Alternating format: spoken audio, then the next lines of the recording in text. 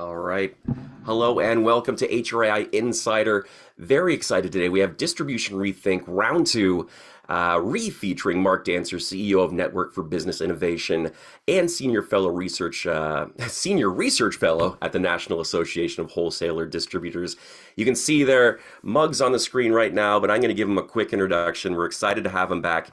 If you remember, we started this conversation a few months ago talking about innovation, the future of what distributors need to know, what's coming down the pipe. And today we're going to dig a little deeper into data and innovation, how you can turn data to your advantage. Now, you can see him now. That's Mark, I mentioned before. But we also have two guests who are experts in the topic as well. We have Tim Brown, if Tim wants to pop on his camera there, Managing Director of Georgia Tech Supply Chain and Logistics Institute. Hi, Tim. Nice to see you. Oh, someone speak. My audio seems to be a little wonky. Can you hear us? There we go. There's Tim. Okay, perfect. We also have Richard Sharp, CEO of Competitive Insights, right next to me there. So I am going to move out of the way. This is very exciting. I just want to say that we have, this is part 2. Part 3 is coming up on June 6th, and we're going to be sharing a link to that during the presentation. So sign up now, get your seat, because we're going to be kind of continuing everything we talk about here today. That's my spiel. You guys take it away. Excellent. Hey, thank you, Matthew, for that very nice introduction and getting the ball rolling. I want to start by just thanking HRAI to the opportunity to help organize and run these 4 conversations we're having about the future of distribution. I'm learning a lot, and I think we're going to share that learning and help create learning with HRAI's members also. So it's a very exciting series. And I just want to thank you and HRAI for the opportunity to do this. The stars of our show are going to be Tim and Richard. So we're going to get to them very quickly, but I want to do just a little bit of a kind of setup in 3 or 4 slides, 2 or 3 minutes of conversation. The title for today is What Distributors Need to Know About Data and Innovation. We're going to have a very good conversation. We're going to ask Richard and Tim to kind of introduce themselves, share a little bit of their information. Then we're going to have a very open panel discussion, and I invite everybody to join in that conversation and submit your questions at any time you'd like in the chat feature. Matthew will help us watch that and remind us if there are questions there. And then we're going to close by announcing what's next. And we're going to talk about the next web event, but really we've got 3 things we're going to do to follow up on this event.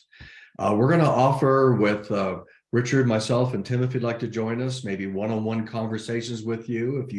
If any of you have questions about what we covered today and what it might mean for your business and the industry. I'm going to write an article, at least one, based on what is presented today and what we talk about. And we're also probably going to field a survey and just ask you what you learned, what the open questions that remain for you are, what do you need to move forward with data and innovation, and what can HRAI do to help perhaps move you forward. So this really is a year-long conversation about the future of distribution, and these web events are only part of it. So part of that conversation. So two quick slides to recap what we covered in the first web event. That was called, it was about why innovation matters to distributors. And, my point of view is, as a fellow for NAW and the work I'm doing with HRAI and others, is that, as a society and in our economy, we face unprecedented challenges. That's things like geopolitical conflict and supply chain crisis, the ongoing digital transformation, the generational transformation to those that are younger than me. There's a talent crunch, owner-operators, small contractors are challenged. The list goes on and on and on. And why innovation matters is because distribution can help with all of those things. We serve every business. Think broadly about all distributors. We serve every business that exists in our economy and a society. And if we lean in to help our customers, not just with their immediate needs, but with their aspirations and how they want to innovate, we can make a difference. We talked about data confidence being a priority on our last web event. That means confidence in the data that you have, but also confidence that your leaders and your organizations, your managers and your workers can act on that data. We said that business models are evolving and merging. So when I started working with distributors many years ago, I would attend industry events and they would often be touting their financial benchmarking. And at the top of every page, there were headers that said there were only 2 or 3 types of distributors. That back then, that was specialty distributors, broadline distributors, and catalogs. What we're moving towards is a much more robust and diverse set of business models. And finally, we need to have profit to stay in business, but in this time of change, many distributors are telling me that they're rethinking what their purpose is. And profit then becomes the ultimate measure of how successful we are in executing our purpose. That's a very quick recap of what we did the last time. Our goals for today are to learn from Tim and from Richard, ask questions, start to make plans, discuss about what comes next. Again, please share your comments in the chat box, comments or questions, or anything else you like in the chat box at any time. We're going to start off again, giving Tim and then Richard 10 minutes to share some of their thinking and introduce themselves. We'll have that panel discussion and a wrap up. And Matthew, if you'd like to field a poll question here as we get started, right? I'd like everybody in the audience just to think about how confident you are about your data and the knowledge you obtain from it. And the responses are not at all, I'm somewhat confident, I'm very confident, or I consider myself an expert about the data you have and the knowledge you obtain from it. So if everybody can just kind of type that in, this will help our panelists understand our guests, understand the audience a bit.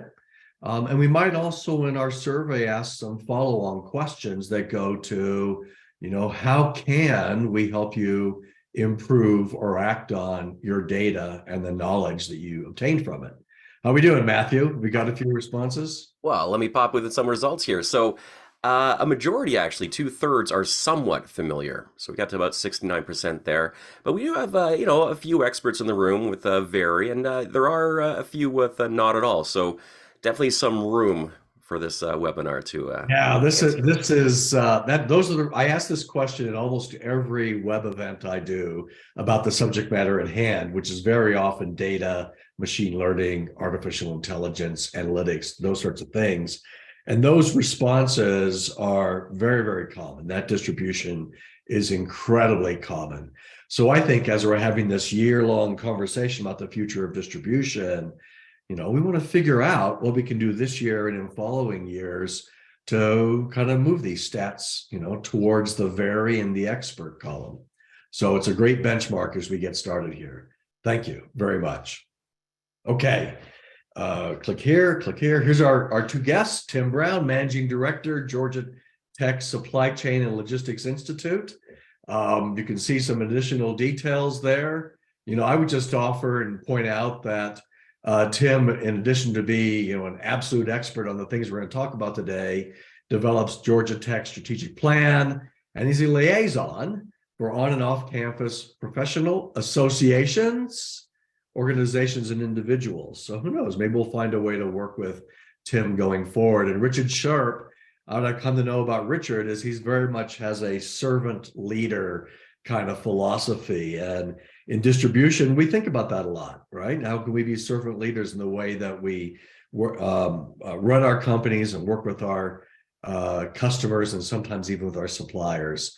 What I've learned about Richard, and I'll let him tell his own story in a few minutes, is that he's really taught me what it means to be data confident, how to build data you can act on. So those are our 2 world-class guests for today. Tim, if you'd like, take it away for about 10 minutes, and then we'll give Richard his 10 minutes, and then we'll be on to our panel discussion. Great. Well, thank you very much. And thank you all for attending today. First, I'd like to start off telling you a little bit about the Supply Chain and Logistics Institute, with the hope perhaps of being able to work together in the future, either as individuals or with your organization. The Institute is part of Georgia Tech, which is country's United States largest engineering and college of computing also. It's the most selective public college in the United States, and it's the fastest growing established public college in the United States. All of that is to say that analytics, data, engineering is top of mind for growth. It's good to see your industry and your individual interest in the space. The Institute is an interdisciplinary research center representing the interests of 100 faculty across campus who have interests in distribution, supply chain, and logistics, whether it be public policy, and how government policies can impact decisions and actions by industry. Industrial engineering, looking at supply chain and logistics from a warehouse design, a resource optimization, a revenue and pricing perspective, a transportation perspective, global trade perspective, those type of industrial engineering type topics. Of course, business model innovation and entrepreneurship from the business side. And we even have faculty who look at supply chain and logistics from a historical perspective and how sea containers have changed the relationship between countries, with global trade being greatly impacted and growing exponentially through the efficiencies brought about by sea containers. So all of that's to say, we take a broad look at supply chain and logistics, and we operate with the goal of growing the ecosystem of supply chain and logistics in our state and in our country, while also moving forward the practices and use of technologies in supply chain and logistics across the world. So we operate a number of global centers and global partnerships. And in fact, my colleague who runs our research program is, you may know, is Professor Benoit Montrol, who's out of Laval University for many years and spends probably about half his time there. So Canada is near and dear to our hearts. So we conduct professional education programs, recruiting programs, internship programs. We own non-credit courses where we provide public courses, and we provide private courses for companies and associations across the world, whether it's Jakarta or Disney World or Scotland. We've done programs tailored to the needs of companies. So I think that's about it on us. So if you have any needs across the board in supply chain and logistics, feel free to reach out. Turning our attention to data science, AI, analytics, the hot topics today, almost too hot. It's just amazing how much attention is being drawn by companies and students to data science. And sometimes it concerns me and some of the other faculty in that people aren't focusing quite as much on day-to-day problems and what's behind the data. So it's good to see the data, but and the indicators and what it shows you, but you still have to solve the problems. With that, I'd like to say some of the reason why we're at today with this inflection point in the use of data and tools is because three different factors have come together. Computing hardware advancements, so the computer engineering side of things has improved greatly in recent years. Now, I'm still using a 9-year-old computer and it works perfectly fine. 10, 20 years ago, you would never think of that. It used to be that as soon as the new model was out with a new processor, you were out there buying it because that's what you needed to run your analytical models or your videos and that type of thing. So computing hardware, graphical processing, all of that has improved greatly and is no longer a roadblock to our advances. Algorithms, whether it's stochastics or optimization or all type constraint programming, those type of things, they're all have been advancing from the mathematical side of things.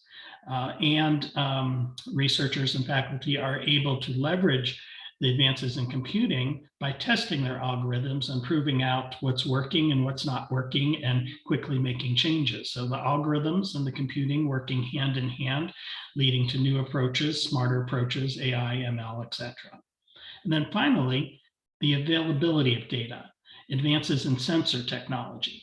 there are now more data sensors around the world than there are human beings. And this is going to continue to grow exponentially. So we have more data available, which can be computed, can be analyzed through new advanced algorithms running on the advanced computing hardware. So that's why we're at this inflection point. A lot of things have changed and come together to make taking advantage of data much better. Next slide. So that's what does all this mean to you as business owners and business managers? Now, I'm very much a frameworks type person, so I wanted to put together a framework to say, hey, don't panic. It can be overwhelming, all the different techniques, and I'm sure you're constantly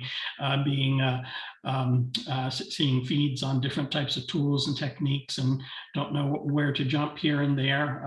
So don't worry about it. I would suggest, you have sort of a management scientist or an industrial engineer on board, or a good business-oriented computer science person to help you through it. But basically, take a deep breath and look at what you do. Across the center there, I've depicted what supply chain's all about. It's all about sourcing, fulfillment, making, kitting operations, those type of things that you do, transportation operations, and planning, planning within each of those subdomains and then across those subdomains, integrated business planning. What products and services do you want to offer? What's your financial plan? How does it tie to the operational plan? So each of those have on the left and the right-hand side, strategic through execution level types of planning decisions that need to take place. And on the right-hand side, you see the different frequencies and types of data that's needed. For executional information, it's order fulfillment and inventory levels at that moment. Whereas strategic issues like, should you open a new distribution center? Should you expand a distribution center? Should you go to new modes of transportation or carriers? You might be looking at aggregate data. But the good thing is nowadays there's tools that allow you to roll up from the transactional data to get to your strategic level data and operate off of a single set of data. And I think Richard may be talking about that further in his discussion. So break things down, see what your business challenges are. If you're being approached by people trying to sell you ERP systems and one system that does it all and is best, I don't know that I would go that route right now because there's so many good tailored software as a service type models out there. There are different machine learning tools and AI tools that are emerging that I don't know that it's best to get one solution as the end all be all. So that's one I thought I'd leave you with. And don't, again, don't get attracted and stop just at doing KPIs. And dashboards, use the data and dive into the process challenges and address the challenges. That's been a concern, as I mentioned, that people stop at looking at the numbers and don't dive down into further detail. And finally, the past 10 days have probably been the most uproar that I've seen in the faculty with the release of ChatGPT version 4. Faculty have been testing all kinds of models and homework assignments that they give to students and creating code and systems and that type of thing and posing it to ChatGPT in 1 and 2 sentence queries for ChatGPT to address. And everyone's been shocked at how accurate and efficient it's been. So I think we're now at an inflection point where in the future, we're going to see this AI-enabled ChatGPT making us smarter. So it's almost like when the internet started in the 90s, where from here on out, the next couple of years, creating custom analytical models and that type of thing is probably just going to be going through the roof. And I think that's about all I have for now. Happy to talk with you later if any questions you have. Excellent, excellent. So thank you very much, Tim. That was perfect. I think it gives our audience, a pretty good idea of who you are and what you contribute and what you focus on. So think about questions from the audience if you want to send some in. Richard, why don't you take it away? Go till about the bottom of the hour, please, in 10 minutes, give or take. Thanks, Mark. Happy to do it. And thanks again, as Tim said, for everyone participating. We really appreciate it. And it's such a big topic that I promise I'll stay within my 10-minute confined there, if you will. But, as has been said before, what we're talking about are practical approaches for solving problems. And we don't want to really just give you a theoretical approach. We want to take it to where you can actually apply this in your business and make a difference, and not just one time, but on an ongoing basis. So that could be a difference, as Tim said, around thinking about the warehouse operations, very operational, into tactical issues associated with possibly pricing with your customers, into very strategic issues associated with, the way your supply chain is operating and changes you want to make because of changes your customers are asking for. So it really, what we're hoping to do today is to give you takeaways to help, but to, as also has been said earlier, not to be feeling discouraged about this. There are definitely a lot of ways to get value in a very immediate way with AI and ML, and we're going to cover those today. So the first thing I thought I would do is just start off with some best practices. And what we want to do here is as we're thinking about AI, ML, data integrity, and issues associated with getting data to the point where you trust it and it is actionable, meaning that it's very specific and focused on the business problems that you want to solve. Here are 7 steps that we would like to suggest or could be helpful to you. The first is, when I'm in these conversations with Mark and with others, there is, as Tim said, there's a lot of discussion around AI and ML, if I can use the word hype, if you will. And really what we're trying to say is that when you're thinking about the applications of technology, first be sure you know what the problem is that you want to solve.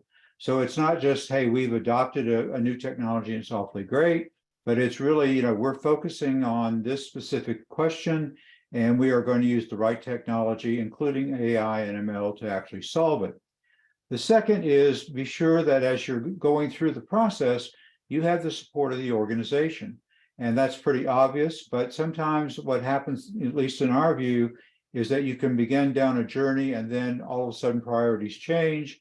And that time, that work, that investment pretty much stops. And so having executive support where they understand the actual critical need for what you're doing, the problem it's going to solve, and the ROI that it's going to generate is very important.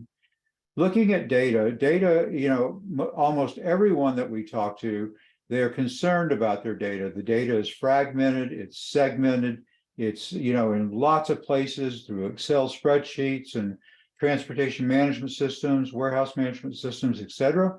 And, how do you get your hands around that? Well, there are very good solutions today to help you bring that data together, to be able to validate it, to be able then to transform it and focus it on the problems you're trying to solve without it being a lot of time or investment. And, we'll talk just a little bit more about that.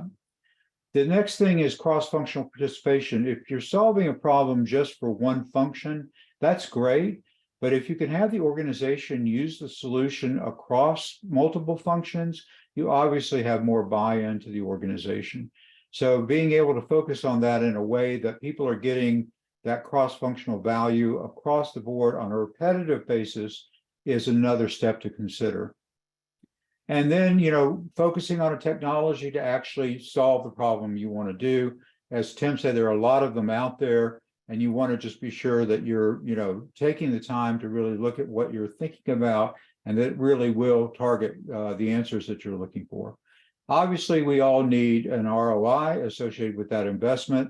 And one thing I think a lot of people really somewhat forget is that when you go through this process, it's really important to celebrate success.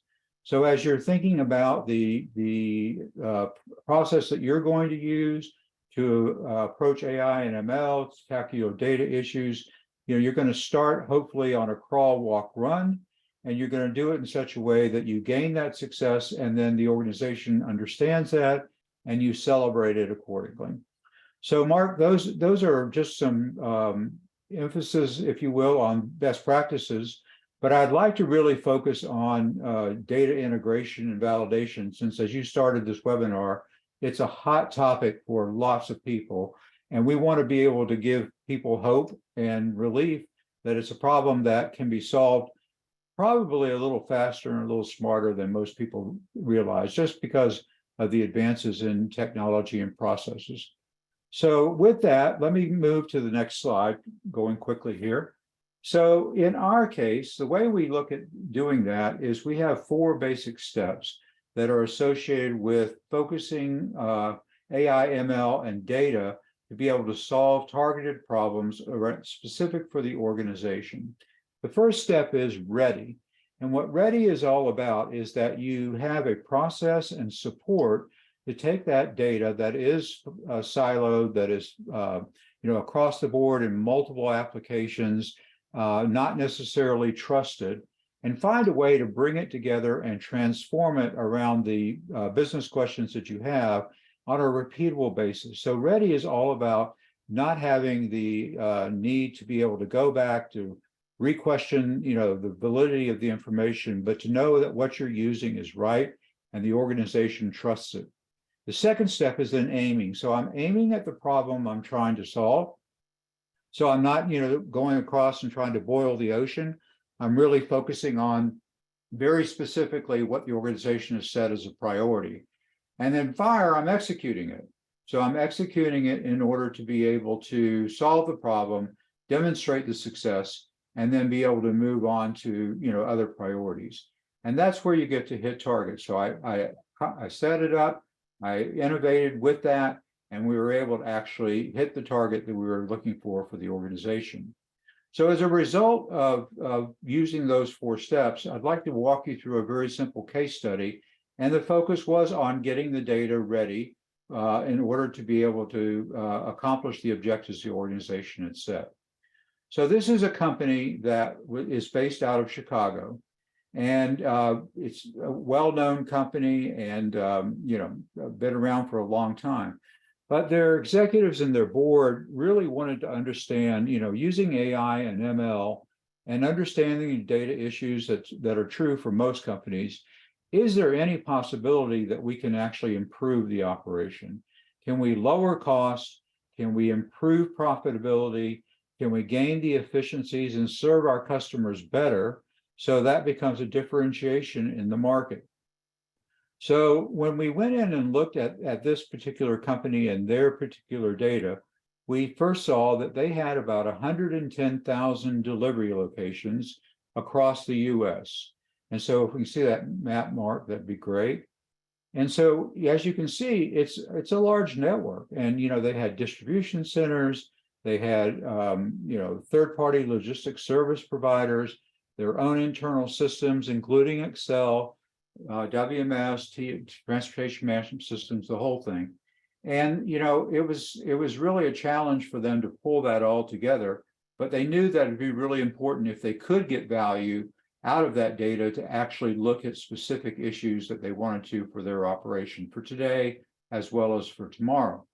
So out of those locations, the question began to surface through this executive team: how many of these locations are giving us 80% of our profit? So they became very targeted. They wanted to say, if we know that, we can do a lot of different things, but the answer needs to be very accurate, it needs to be very specific, and it needs to be repeatable. So out of 110,000 delivery locations, Mark, I don't know if this is possible that we can use the chat, but how many of everyone on this call believes that, how many of those locations do you believe actually gave them 80% of their profit? So let's see if we get any responses. Yep. So in the audience, if you think of a percentage, put it in the chat room and we'll see chat box. We'll see what comes up. Yeah. Got one there that said 20%. Yeah.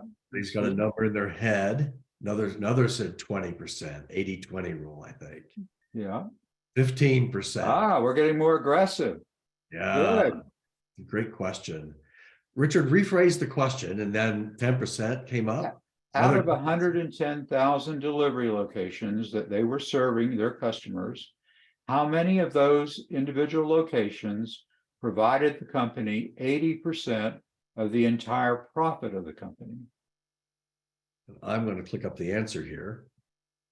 Okay, so we've had 10%, a lot of 20%, et cetera. So those are generally 20% is what we hear.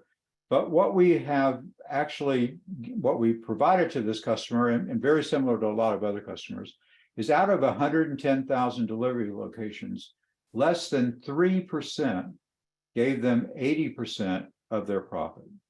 So as you see that 106,000 number, that meant that they were spending resources and doing a lot of things to serve customers that were very marginal, and 40,000 of those customers were unprofitable.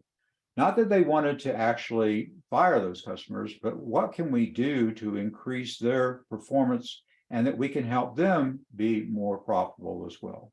The last thing I'll say, and that'll be the end of application of AI and ML, is that what was also very surprising to them is that their 11th best customer, measured by the actual contribution in revenue, we can advance that, Mark, please, was totally unprofitable. So this customer that, if you measured it just based on sales volume and sales growth, everybody was very pleased with this customer, but in fact, they were draining the bottom line.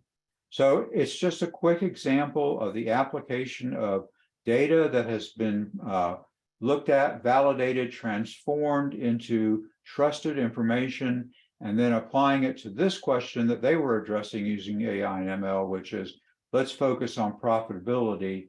And from that, I will say 26 different initiatives were created to use this information to do a variety of things to increase efficiency and to be able to, provide a better strategic direction for the company.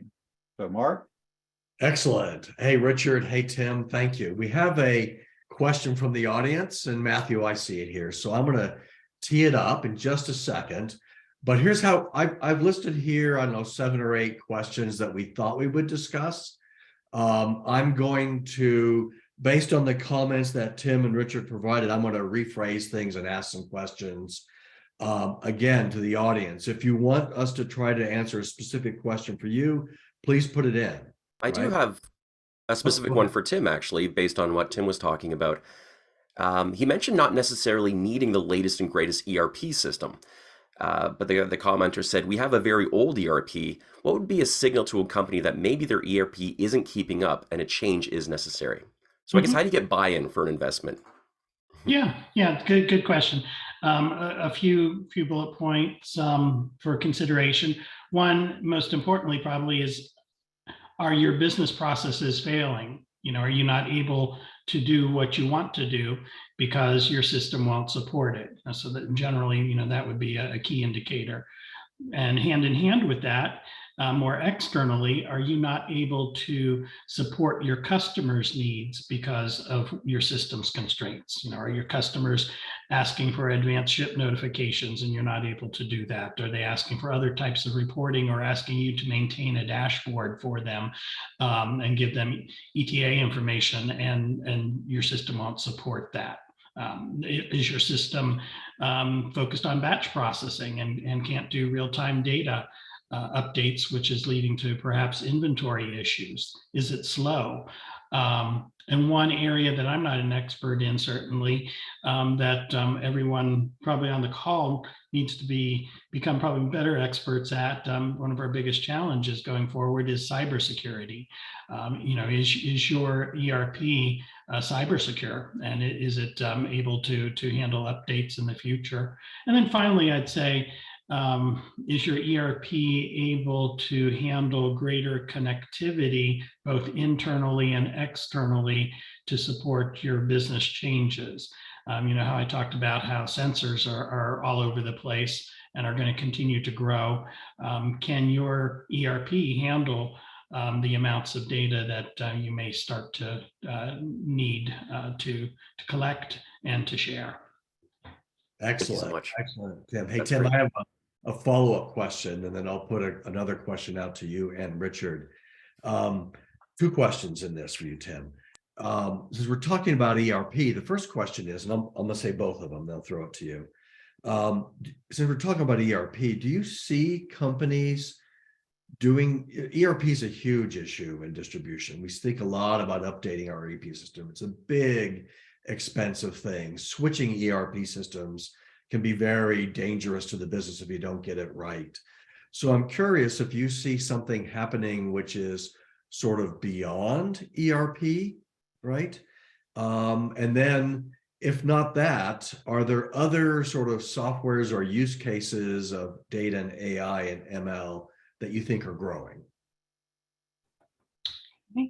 I think a little bit of both. So beyond ERP, the ERP vendors are always looking to add new functionality and new modules, but they're not usually the first mover in functionality and that type of thing. So I think ERPs will continue to evolve, but I think they're always going to be probably the more expensive option. So I personally think having a core database and maybe having a core ERP that's a cyber secure and can handle transactions very well, but then supplementing it with software as a service tools, or creating your own tools using open source tools, those type of things. I think that's a better way, building around it as opposed to perhaps jumping to an all new ERP. Just a thought off the top of my head. I don't know that there's any clear cut. I haven't seen a clear cut definition of what's next after ERP. I think a little bit of everything we've just been talking about is migrating forward. I don't know what I'd call it. And then, as I mentioned, on the AI ML question with ChatGPT, I think from this point in history on, the next couple of years, we're going to see kind of that beyond ERP, the smart side of data science and data processing taking place more so than ever and evolving. But then, again, I want to caution on the cybersecurity. If you have all these different things that you're cobbling together in a cost-effective and smart manner, there's still those data handoffs. So you don't want to cripple your business by not thoroughly thinking through the cybersecurity issues. Excellent. I would agree with Tim completely. I just add that, as everyone knows who's been through an ERP implementation, the time frame for putting a new ERP obviously is long, and oftentimes the processes that they use are rigid. So having something that is a smart add-on, even in cleaning up your data, because you certainly don't want to implement a new ERP without having your data in a position that you really get the most advantage out of it. And so it's important to consider that entire landscape. Hey, Richard, I have a question that kind of digs down on that sort of, which I've heard you address before, and you kind of teed it up a moment ago too. I wonder if you could talk a little bit about data confidence, right? And Sure. A little bit of a setup. I often hear distributors say that their data is just unclean, and it's a huge process and costly process to clean it up. You kind of even skip beyond that by saying the goal is to Tim said, to build a core database, to bring all the data together. And right. You hinted that there are tools and ways to make all that happen. Right. I think distributors see this as a huge barrier. You offered hope and relief that they can accomplish it. That was your word. Tell us how that can be done. Well, it's truly because of the speed and the flexibility and the computing power of the cloud. Obviously, everything has to be done on a confidential basis, but there is enormous computing power to be able to do that. So the very first step in doing that is to be able to understand where all your data is. That may seem like a simple step, but knowing that if you're looking at your supply chain operation, what is in what system and what source do you want to use for the data that you're going to address pricing or other issues associated with the operation. So once you know where the data is and you know who the subject matter experts are that live with that data day in and day out, then you want to go through a validation process. Again, using the power of the cloud, where you're basically just saying, we looked at these transportation files over the course of 15 months, and we're seeing, a big hole in the months of January and February. Why is that? And, oh, well, we for some reason couldn't use the system or whatever, but you want to understand where the issues are and address them in a very smart way. And then once you've done that, it's being able to transform that data, tie it together so that it's not just connected information. Here's a transportation load, here's our warehousing costs, here's how we did the pricing for the customers. But you want to look at the end-to-end, the continuity of how does that data tell you a story? What are all the costs associated with servicing that customer? And think about the way that you want to be able to transform that into basically an overused term, but very valuable, one source of the truth. And that is, again, focused on whatever questions you're focused on, that you don't have sales thinking about that data one way, supply chain another, finance another, but everyone's agreeing that when you put that data together, because you've involved them, it does truly represent the operation in a way that can be trusted and in a way that is actionable, which is exactly, Mark, what you said. So, it used to be that you would have to have, data scientists and huge investments associated with time and commitment to do that. That's just not true anymore. Now there are proven technologies and processes to do that in a matter of weeks versus years. And it's just a matter of taking advantage of that. But let me caution everyone, it's not a project. This is not something you do. You can, the data can be maintained in those siloed systems. That's fine. You're not going through a huge system conversion. But whatever process you use to actually transform that data, you want to do it on a repeatable basis so that, you have that quality information, every month that everyone can use in order to be able to make, good decisions. Hey, Tim, you said something at the beginning, just to pull two words that were kind of one of your early slides. You said lifelong learning, right? And I think that, what we're not talking about here is bolt-on AI solutions for a distributor, things that might put more products in their shopping cart, give a customized price. Those things are being promised to distributors, and some of them are implementing them almost on a plug and play standpoint. But I wondered if, if you could talk maybe about small distributors or unsophisticated distributors that haven't done lifelong learning and aren't experts on AI. You must work with at the Institute with companies that are just getting started.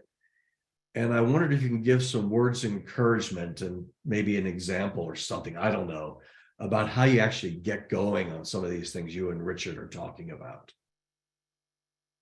Okay, so on the education side, I'd say providing education for yourself and for your employees now is easier than ever before in history. In most aspects, there's more content available than ever before. It used to be there was a handful of universities that did continuing education programs in logistics, and you went to a short course for a week in one of those locations, and that was that. But now there's tons of MOOC, massive open online courses available, many of them for free of charge, for free versus, paying some, the quality can vary an awful lot, but there are some good, very low cost programs out there.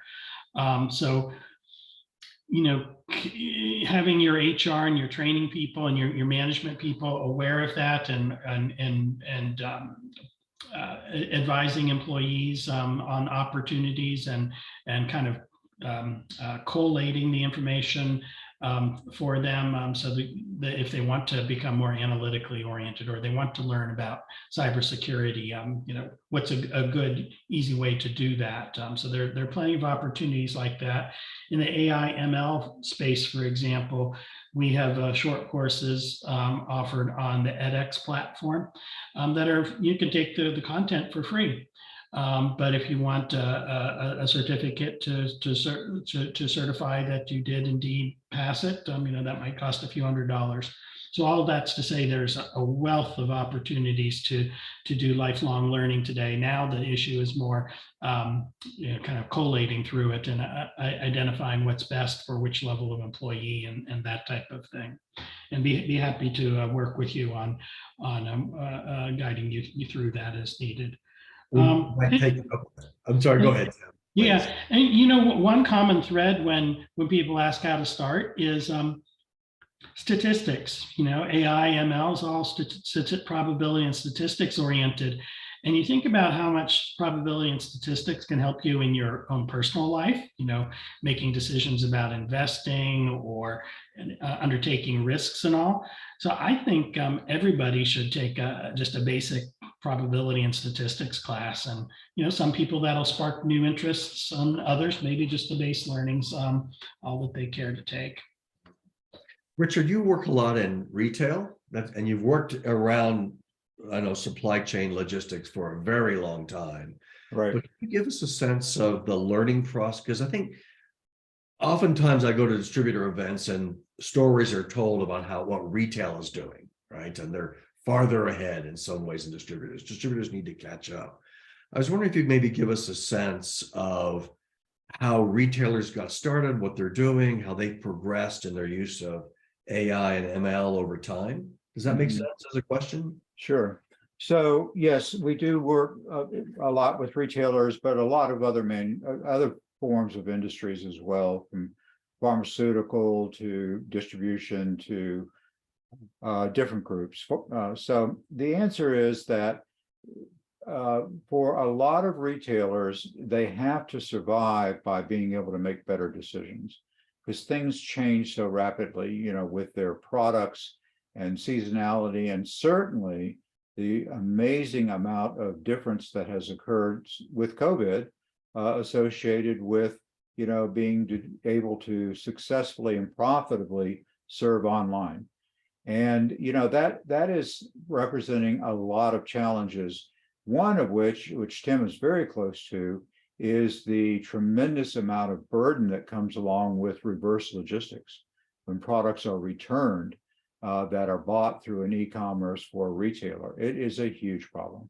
So retailers are required, if you will, to try to get in front of all of that as quickly as they can. Now, I would not characterize the industry as having figured it out, Mark. I mean, I'd like to be able to say that, but that's not true. There is a lot of learnings to be obtained, and some are certainly more advanced than others. But it's a matter of survival, if you will, to be able to think about how to use AI and ML to be able to change their business and do it in such a way that they can maintain profitability and flexibility, as their customer demand patterns change.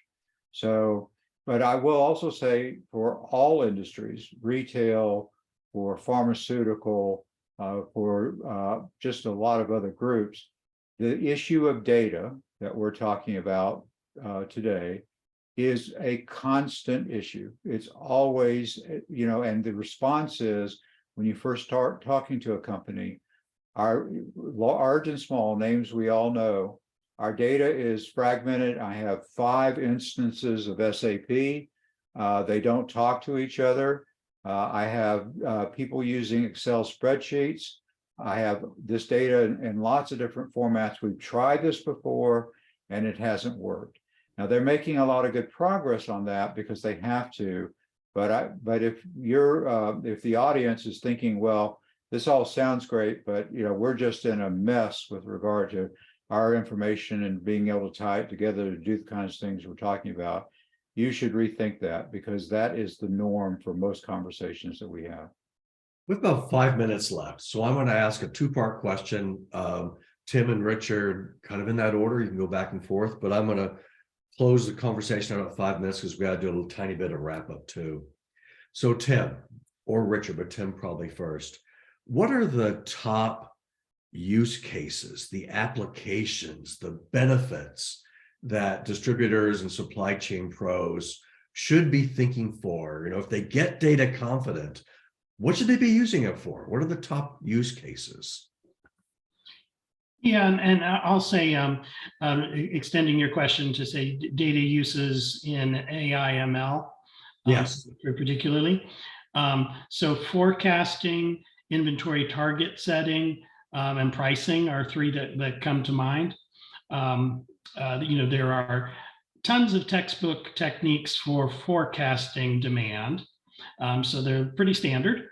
And the challenge is companies don't always use the data they've got and create forecasts specific to the product family or the individual SKUs they've got. They just use the same technique across the board.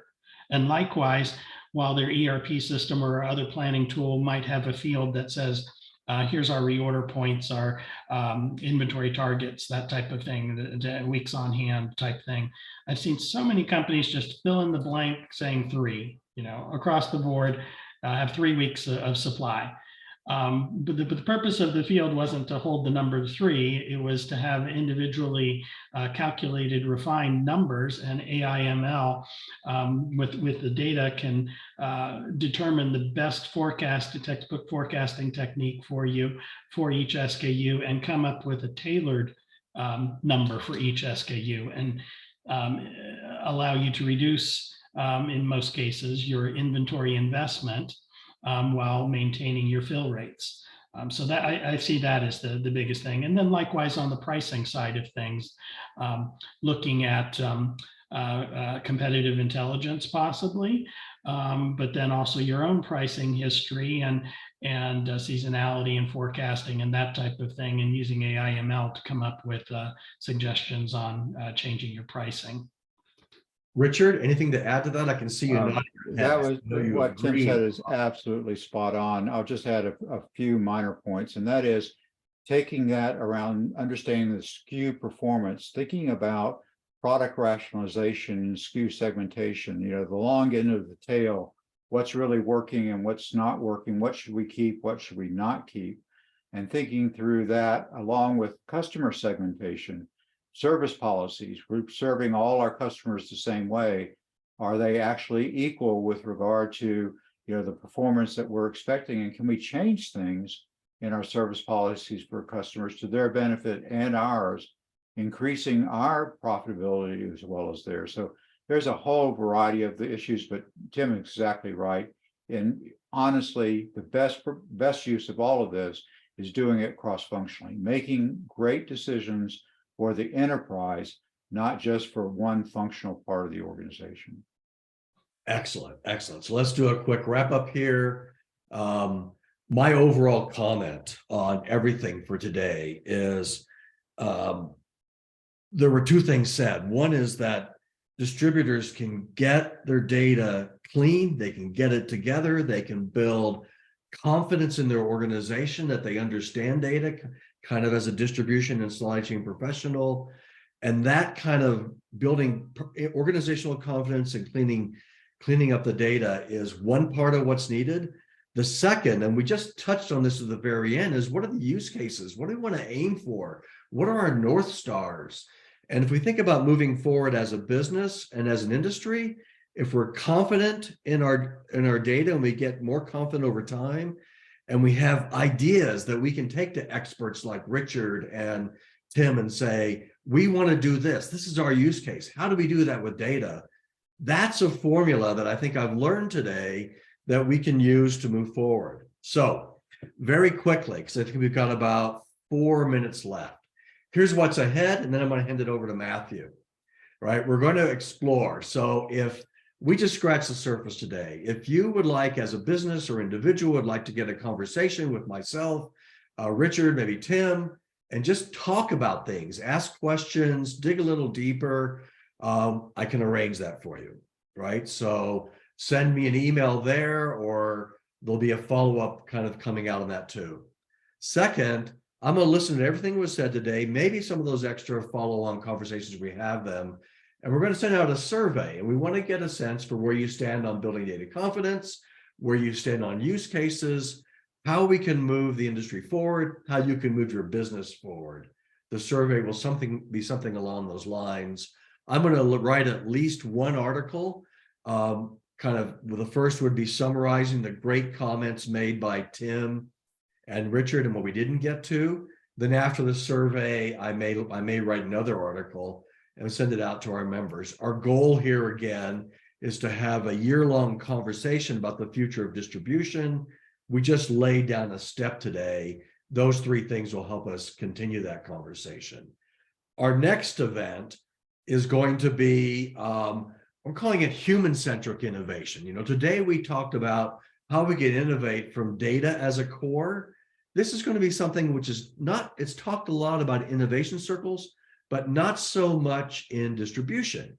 The idea is, how can you help your customers flourish as professionals, as technicians, as businesses, small contractors, owner-operators, large corporations when you deal with them. And it's not segment, target, position, sell. It's how can we lean in and help them innovate in their business and then work back to our business models and our uses of data. So the 1-2 punch is data and how do we innovate around it. The second web event will dig into how do we help our customers flourish. And our fourth event will tie everything together. Fantastic. And you've got there we go. That's the slide I wanted to see. So we've actually got a registration page set up, and I'm going to pop the link into the chat. And I encourage you, if you're listening to this now, just sign up for the next one. And it's on June 6th. And as Mark said, doing business as humans for humans in a digital age, which is increasingly important as we adopt all these technologies that Tim and Richard have been talking about here. Speaking of which, Richard, Tim, thank you so much. Amazing conversation. Everyone who's been watching this, if you want to dive back in, we will have it on the HRAI YouTube page afterwards. And share that link around. Get your friends, get your colleagues. This is a topic that's not going away anytime soon, so it's something to really start in on. While you're here, we do have several upcoming webinars for HRAI that I also encourage you to sign up for. If you go to HRAI's event page, you can find, in the next couple weeks alone, TSSA's 2023 Trunk Slammers Awareness and Enforcement Program on March 31st, High Efficiency Heating for High Ceiling and Large Spaces webinar, April 18th, and Top Hiring Mistakes and How to Avoid Them, April 25th. And that's just a sampling of the building list of webinars we've got going. But back to the focus today. Amazing conversation. Thank you so much. And like Mark said, we will continue the conversation in June. Thank you. Thank you so much, everyone. Thanks again, Tim, Richard, Mark. I'm going to click this big red end button.